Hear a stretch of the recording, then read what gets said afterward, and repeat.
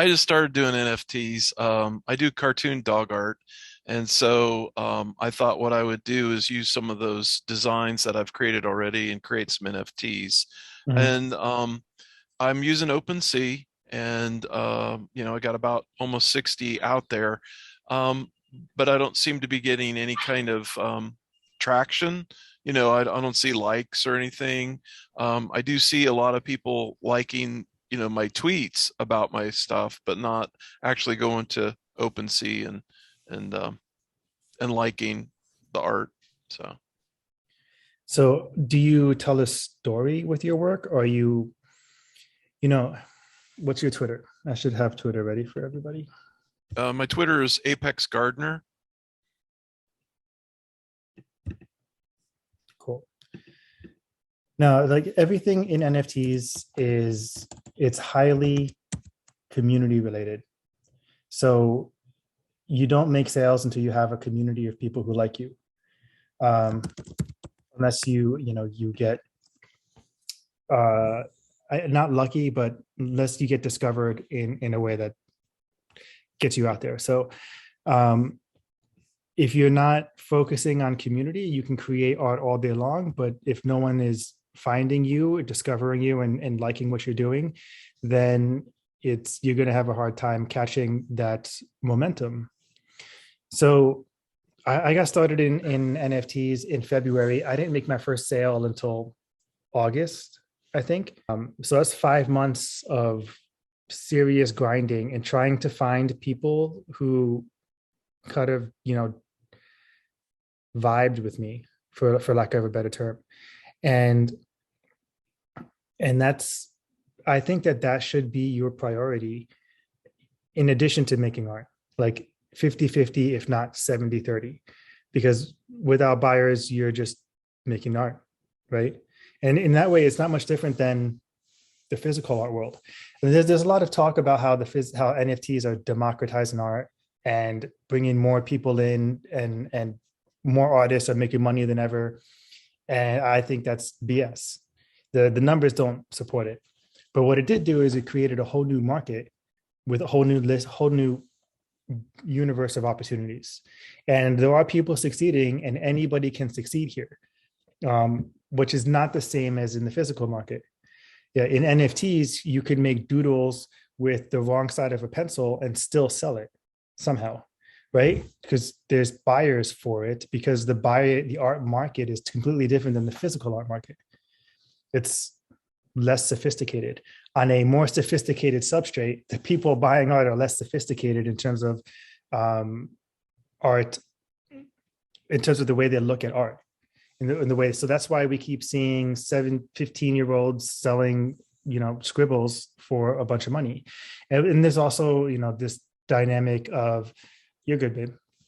There's also the dynamic of, sorry, I lost my train of thought. The intersection of art and finance. So when you're creating a collectible where no such collectible existed before, that has a whole different dynamic in terms of what could it be worth. So I'm looking at your tweets, Rick, and can I use you as an example?